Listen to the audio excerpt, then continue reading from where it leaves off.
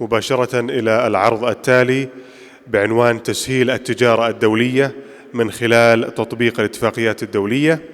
يقدمه الأستاذ أمبيرتو دي بريتو، الأمين العام للاتحاد الدولي للنقل البري. While he's still here, allow me to address the Minister. Excellencies, ladies and gentlemen, Salam Alaikum. It's an odd privilege to be the last speaker, and I have to look at this in a positive way. I was expecting to speak much earlier, but I said, at least I got to hear all the very rich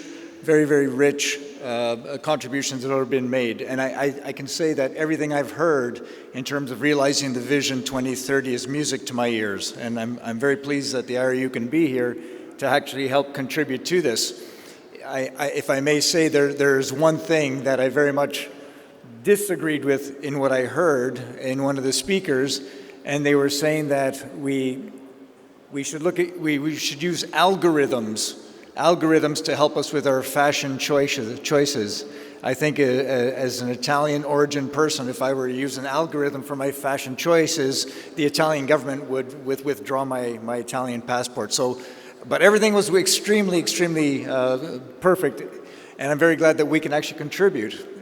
You see in the title that I'm looking at, facilitating global trade.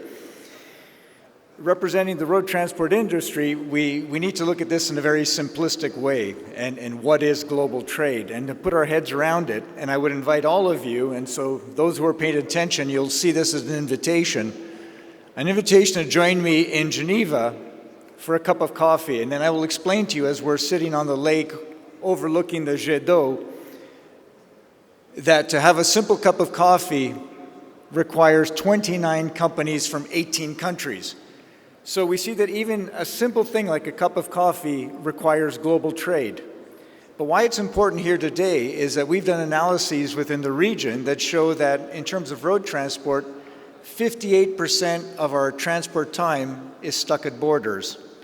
And because we have this situation where we're stuck at a border, it creates a situation that is conducive to illicit payments, where we see that 38 to 40% of our payments are due to the environment that is created that permits such illicit payments. But luckily we come with solutions, not with just problems, and this is why we're here, to actually see how we can advance and actually help facilitate trade.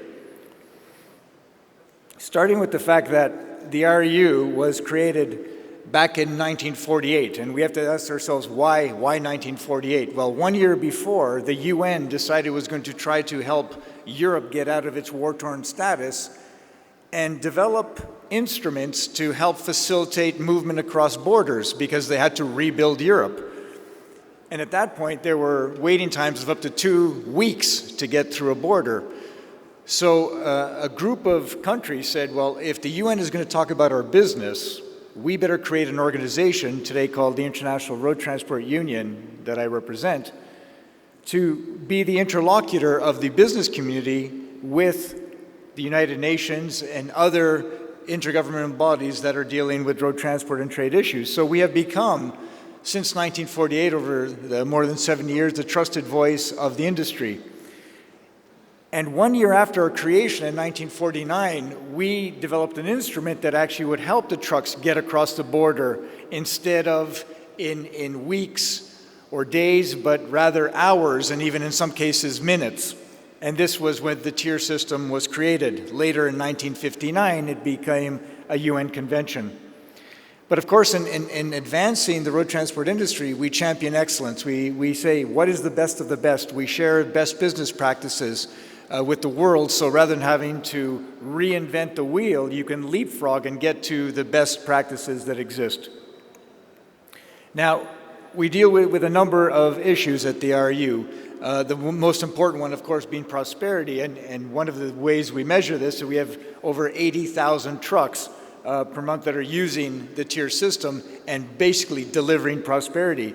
In terms of people, we're proud to say that close to 6% of all employment is related to our sector. And in environment, we have a number of projects going to say, how do we become less dependent on fossil fuels? What are alternatives? But even when we do use diesel, how do we actually improve our environmental footprint? So a number of activities that take place there. Our members, just quickly in numbers, we have over 160 members. Our member here in Saudi Arabia is SATA, and I would encourage you to go to the stand to learn more about SATA, its activities, and the TIR system. They'll inform you. We have members in over 80 countries. We're active in over 100 countries, but with our membership in 80 countries, with a breakdown of 60% of our membership looking at logistics, meaning the trucking industry, forwarding, et cetera, and then 40% mobility, buses, coaches, and taxis. Now, in terms of trade facilitation through the TIR system, in 1975, the convention that I mentioned that was created in '59 was modified in 1975 to make it applicable to containerized movements, which is very important as the advent of containerization started in the 70s, and today we see that containerization is the way global trade happens.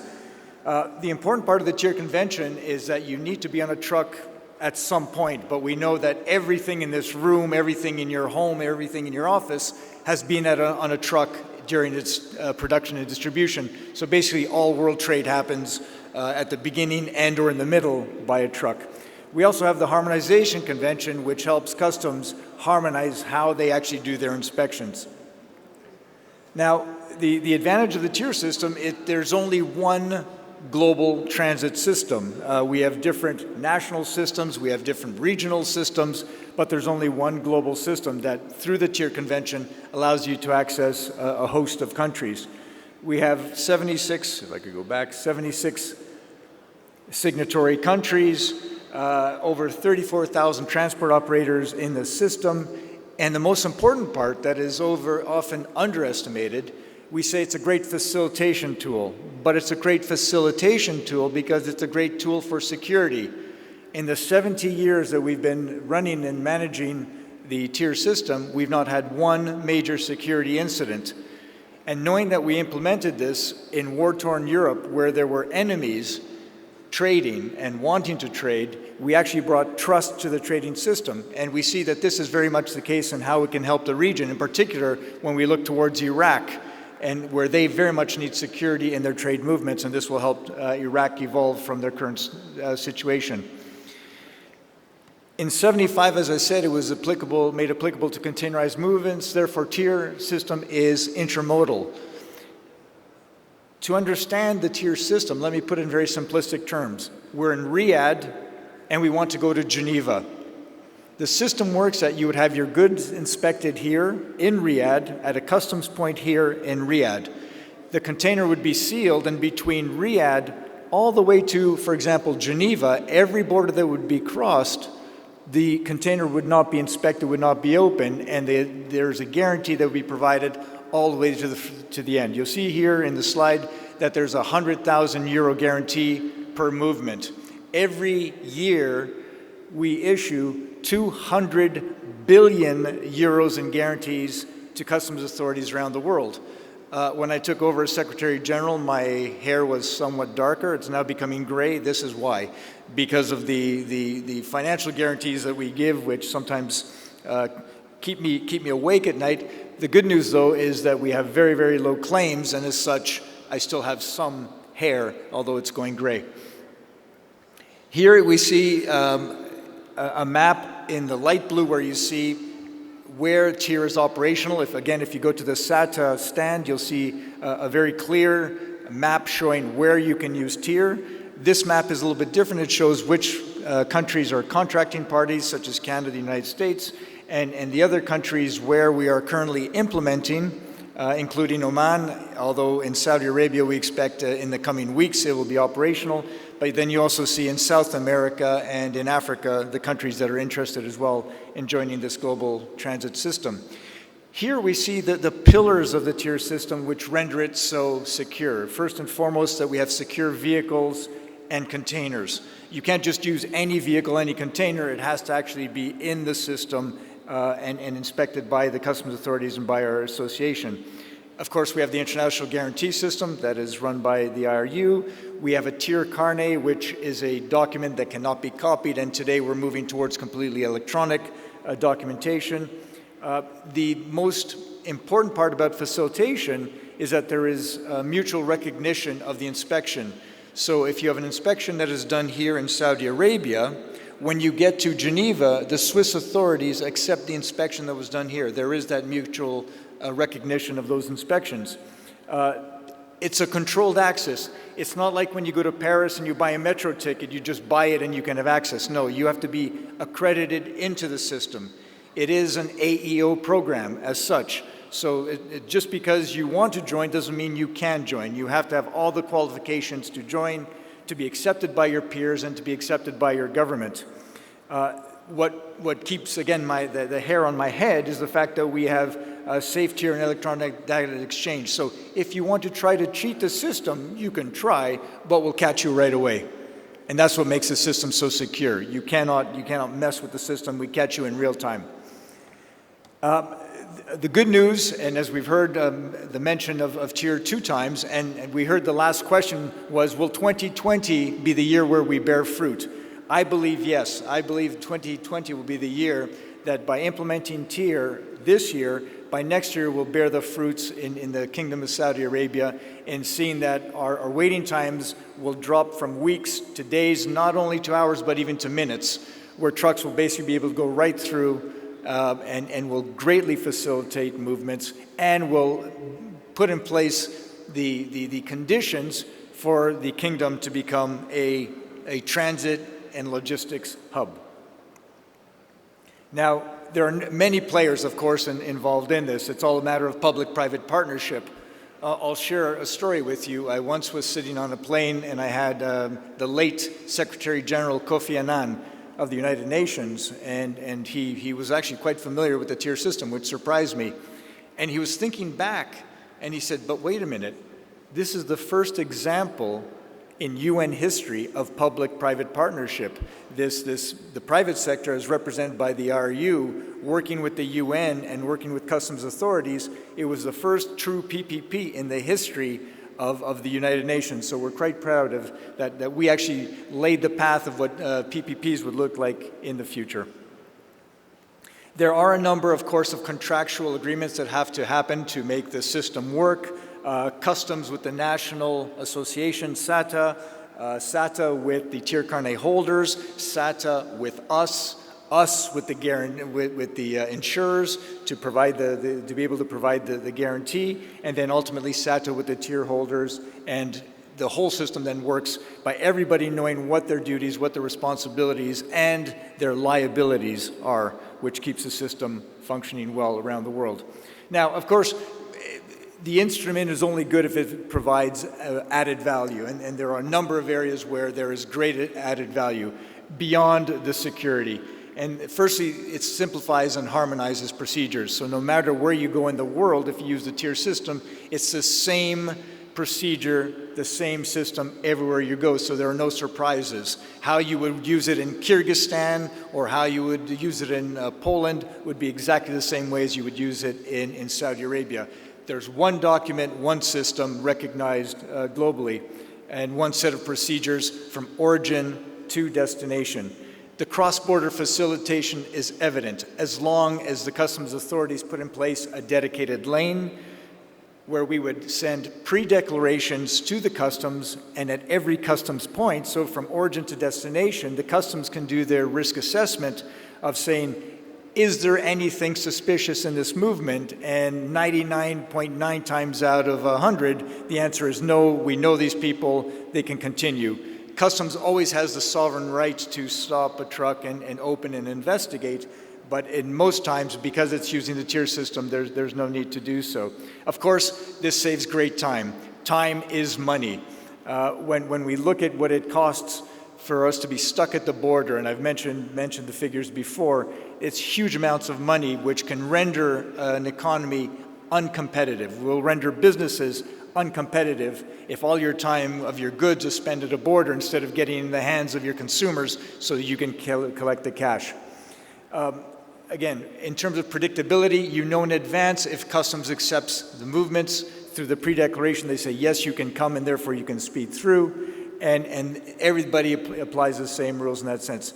The reduction of savings at the border, the cost of trips, lower fees and cost in advance, everything is win-win. and a win for customs, because then with customs, it makes your operations much more efficient and more secure.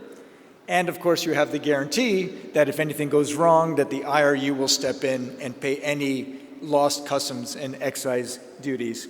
The role of our national association, SATA, and you'll hear more about this tomorrow, or on Tuesday, so I won't go too much into it, but really it will act as the national guarantor.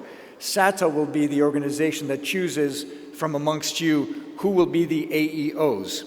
And of course, they'll have to choose based on very objective criteria who are the best. It is SATA that issues the carnets, issues the guarantees, and then is the main interlocutor with the IRU and with the customs authorities. Here in Saudi Arabia, it will be SATA who has been mandated to do the inspections of the trucks, of the vehicles, and to manage that system. So it has a broader role. So again, I can only encourage you to go meet the people from SATA at their stand. They're there waiting to meet you today, tomorrow, and the following days. So take advantage of their presence here. This launch that will happen imminently, I'll say in a matter of days, if maybe at the most in a few weeks, has been because of a collaboration, the public-private partnership that reigns here in Saudi Arabia. I heard one of the speakers saying that we need this public-private partnership. We need to hear from industry. And this willingness of the government to listen to industry's concerns and then act on them, it bodes well for the future of the TIR system and the road transport industry, in particular trade in this country. You see here on this map, and you'll hear more in the coming days, as to the border crossings that will be where you'll be able to run TIR operations. You'll see they've chosen some of the most important border crossings so that the main volumes will be treated by TIR, and not just land, but also by sea. Lastly, if I could just invite you all for the seminar that we'll be holding on Tuesday between 12:50 and 3. The good part is, unlike now where you just listen to me, you'll be able to ask questions. Come with your questions, come with your queries, and we'll be able to answer all of that. Two last points. The ROE will be hosting a Innovation and Logistics Forum in London this February, so I would ask you to take that, jot that down.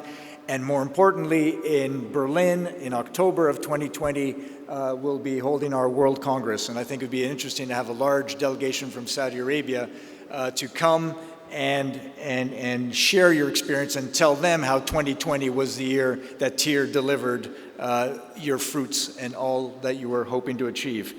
With my last slide, I look at my watch and can confirm that road transport is always just in time. We were supposed to end at 3, and it's precisely 3 o'clock.